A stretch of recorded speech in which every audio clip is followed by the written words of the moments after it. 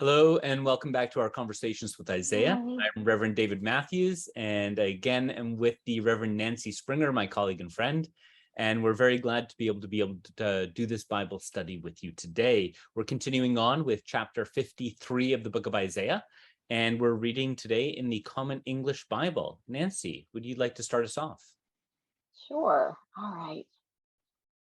Who can believe what we have heard, and for whose sake has the Lord's arm been revealed?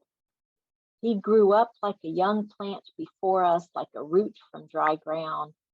He possessed no splendid form for us to see, no desirable appearance. He was despised and avoided by others, a man who suffered, who knew sickness well. Like someone from whom people hid their faces, he was despised and we didn't think about him. It was certainly our sickness that he carried and our sufferings that he bore.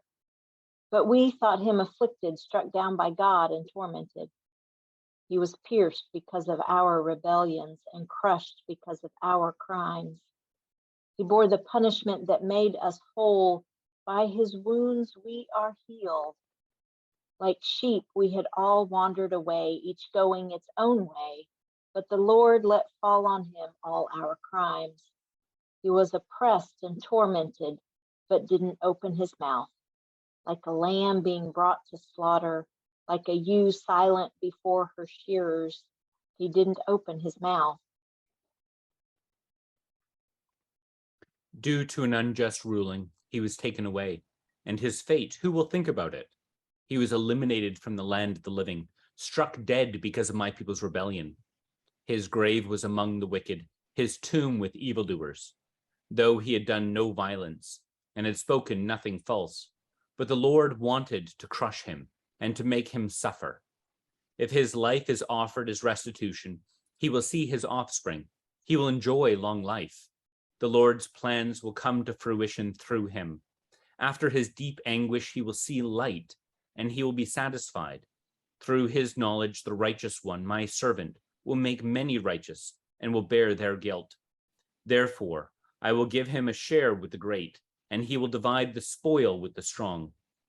In return for exposing his life to death and being numbered with rebels, though he carried the sin of many and pleaded on behalf of those who rebelled. The word of the Lord. Thanks be to God. So, Nancy, who are we talking about here?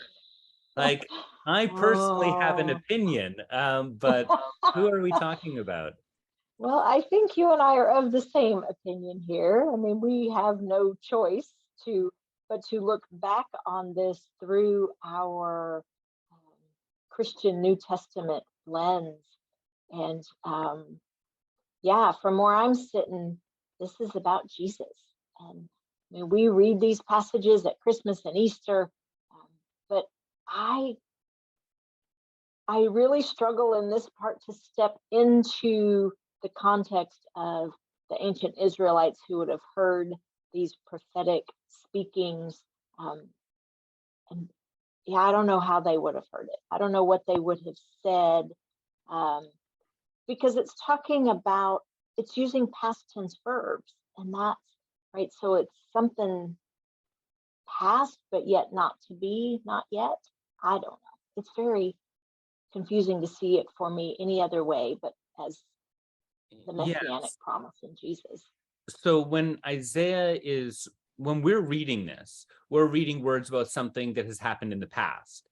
But when it's being written, it's writing about something that's happened in the past, but Jesus hasn't happened yet. So the logical argument is, therefore, it cannot be about Jesus, unless, of course, this is written as some prophetic statement of what has to happen, what will for certain be. And even then, this is confusing. So the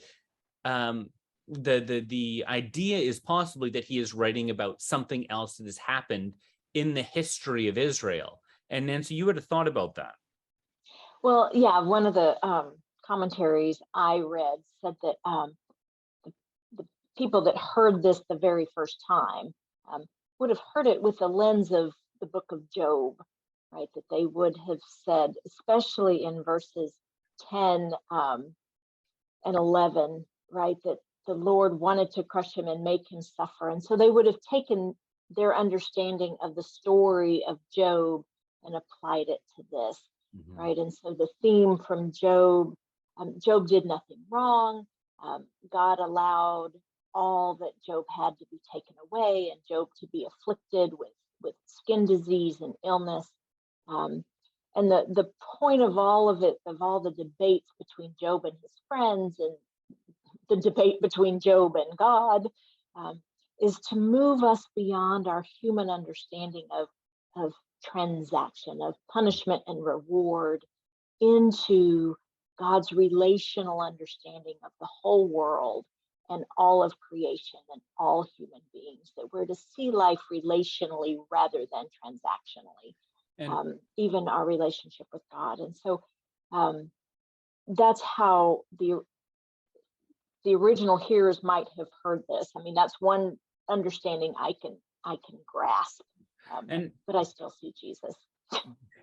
And personally, I struggle with that interpretation, that commentary, because verse 10 here, but the Lord wanted to crush him and make him suffer.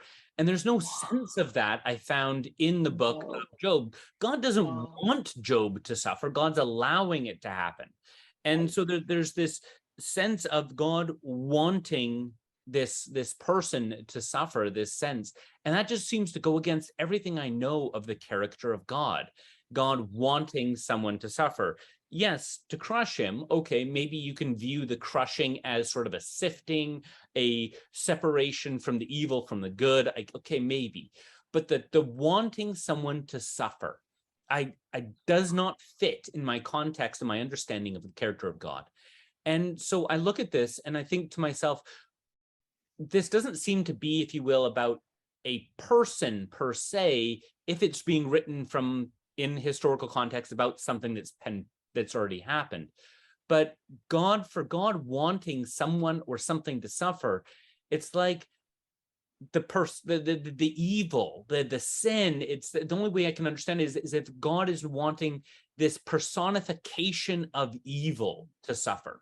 It's like a person who has experienced some true travesty and horror in their life, going into the courtroom and seeing the person who has done it, and they themselves just wanting that person to truly suffer. Like in those movies where you have the person who's asked, well, do you want this person to be caught by the police and for them, to be tried? And the person being like, I don't want the police to catch them. I want to catch them. And that sense of the Yeah. person wanting to enact this justice upon them. And that's the only way I can logically comprehend this attitude of God, of if it really is this God looking at the source, the all the evil in the world wrapped into one, and God just saying, I want to destroy that. These aren't statistics of all the people you've hurt. I know those people and I love those people, and you have hurt me grievously by hurting them. And so I want to just destroy you. And yet that doesn't seem to connect with the verses just before, because verse 9, his grave was among the wicked, his tomb with the evildoers, though he had spoken no violence, had done no violence and spoken nothing false. It's again this personification of evil being placed or put upon somebody who didn't do any of that. And so Mhm. it's like God taking it out upon this person. And then though we get to verse 11, and later in verse 10, we see this conditional statement though. After the Lord wanted to crush him and make him suffer, we see this lovely word, if. Yeah. If his life is offered as restitution, he will see his offspring, he will enjoy long life. So despite this personification of evil being placed upon this person, this thing, and God wanting to truly destroy it, if this person chooses, if this person offers their life as restitution, as the means and mode of forgiveness of life, then it's all of this will be new life will spring out of this. It's that the idea of if the seed dies, right? If it is placed into the ground, if it is buried there, then it will bear new life, but only if it's placed into the ground. And so it's that sense. So I have a hard time seeing it as reference to Job, because Job doesn't fulfill those requirements, that Yeah. idea. It's like Yeah.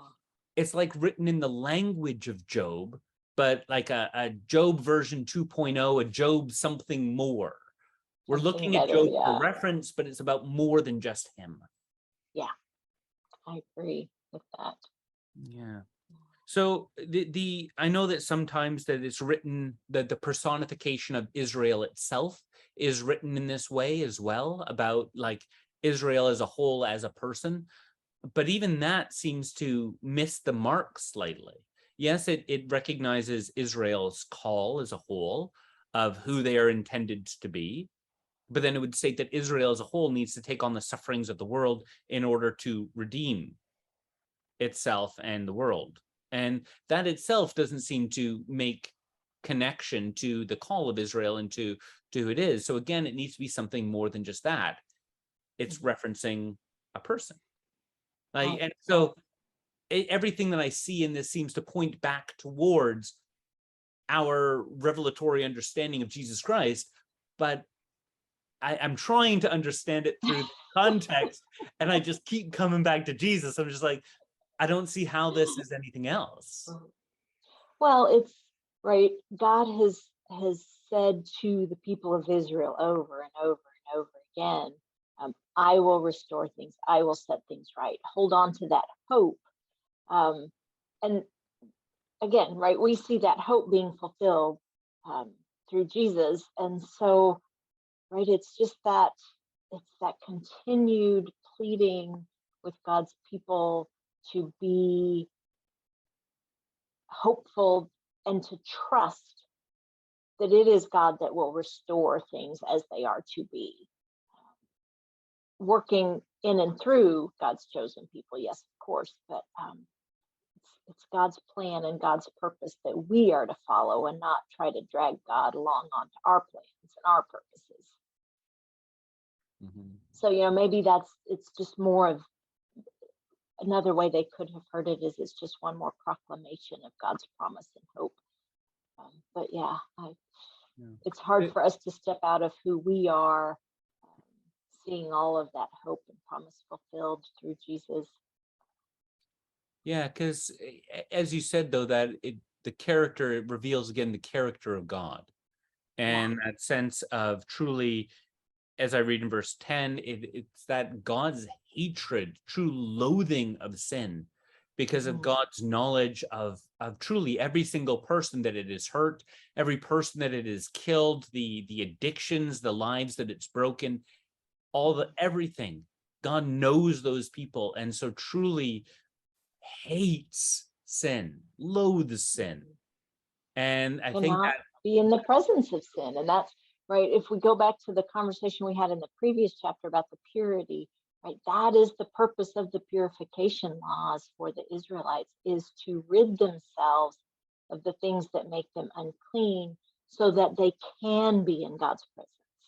Um, because God's presence cannot abide sin. It just cannot. Sin is destroyed in the presence of God. And if you are um, stepping into God um, unclean, right? You just can't do that. God can't allow that. And so that's where, right, our New Testament concept of sanctification comes into place, that we are being purified through our life, through our journey as we follow Jesus, an ongoing process so that we can abide deeper and deeper in the presence of God every day. mm-hmm. And I love that you said that, deeper and deeper every day, because truly it reminds me of C.S. Lewis's The Last Battle, further in and further up, right? They come to the land of the emperor, the kingdom of God, if you will, and at the end they're struck by its beauty and its amazement, but it's like, no, further in and further up, there's more to go, there's more to More. see, Yeah. and just the amazement of it. Yeah. So Nancy, is there anything else that stands out to you that you would want to highlight? We've kind of focused in on verse 10 here, but is there anything that stands out to you that you really want to emphasize? I think that's about it as far as emphasis. There's some beautiful passages here about who Jesus is, and I think passages that most of us are somewhat familiar with, maybe about through our Christmas readings and Easter readings, and how we see this fulfilled in Jesus. So, Mhm. yeah, I think I've enjoyed this conversation. It's been good. All right. Well, folks, God bless you. And we're very glad you're able to join us. We hope that and pray that this encourages you to continue to look into scriptures to be inspired and ultimately to spend time with God. So God bless and take care. Bye-bye. Bye.